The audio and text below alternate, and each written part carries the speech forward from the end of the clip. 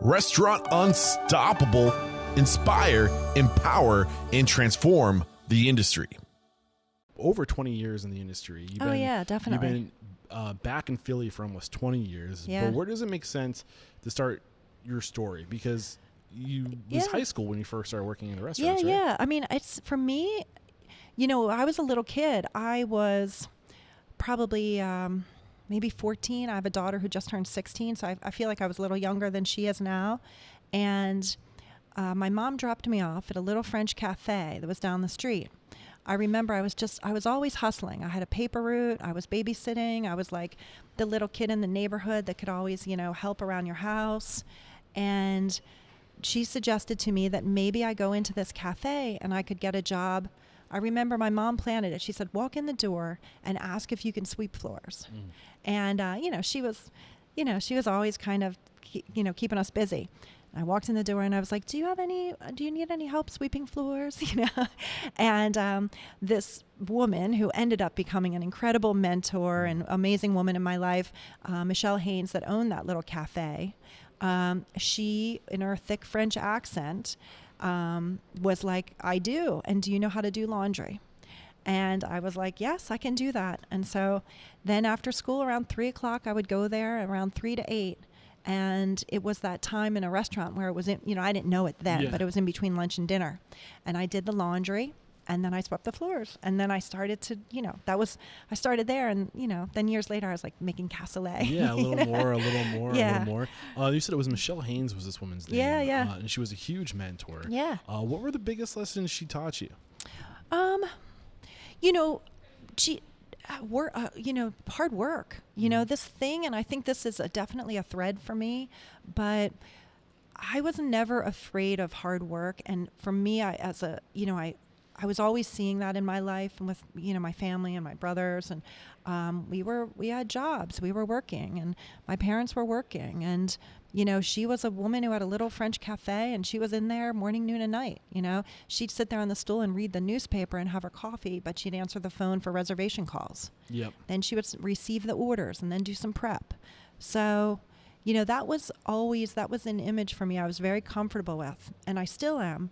It's like your work for me is really my identity. Yeah, absolutely. And I couldn't help but think, like, when you just hearing you say hard work, one of the things I love about this industry is that it's such, no matter who you are or what your background is, you have just as much as a fair shot, I feel like, as anybody who comes from like a privileged background, because regardless of what your privilege is, you still got to do the work, right? It's so true. And you it's really, an equalizer. Yeah, it is an equalizer in this place, and a lot of the stuff we do, it's very domestic, and it's just very, it's very basic activities that we do a lot in restaurants, in combination with these really creative and these, wildly like hospitable experiences and these really creative things. But then, we combine it with sweeping the floors and doing the laundry, and folding the napkins. So you eventually you went to school, you majored in English Lit, and you were still working in restaurants. Yeah. And at this point you're managing. But before we move away from Michelle, is there any other key lessons she taught you?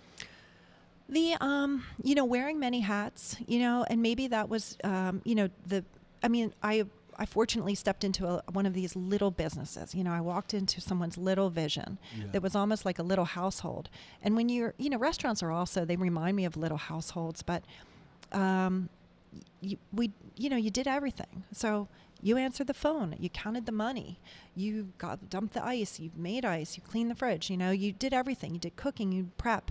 So for me, like the mindset when I think of restaurants, the origin, even though now I have over 300 staff and I have restaurants.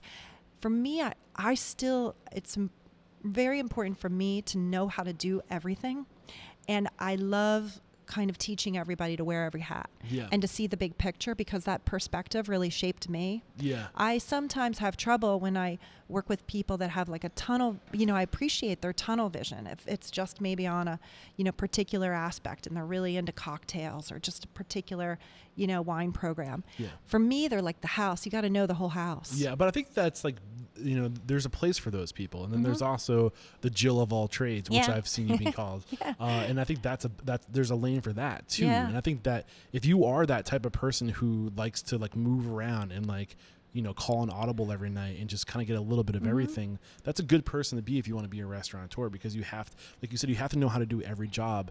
And it's important because, why do you think it's so important to know how to do every job?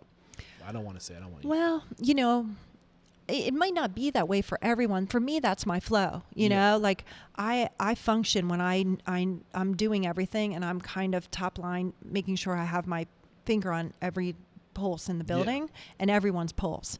I do think it's important because you're most relatable then. So when you're like managing people in different departments, and you're managing food runners and hosts and reservationists and, cool prep cooks and things like that, you have to be able to speak their language and be relatable to them.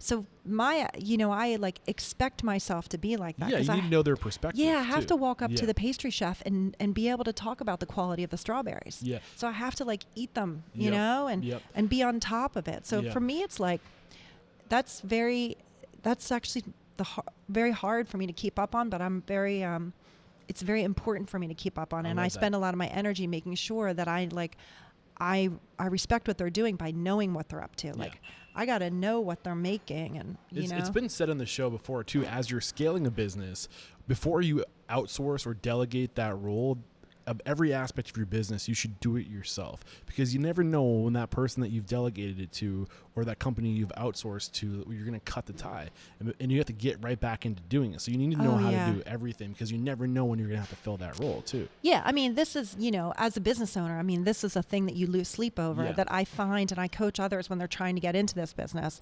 There's no like owning a food truck without running it. Like, you can't run the lemonade stand. You don't have to be the best at everything, but you do need to know how to get in there and hobble, if you have to, for a little while. Totally. I have a quick funny story about that. We use valets at Tallulah's Garden, and when I first hired valets, because our guests wanted them. I didn't really want to have valet, but people would, do you have valet? Do you have valet?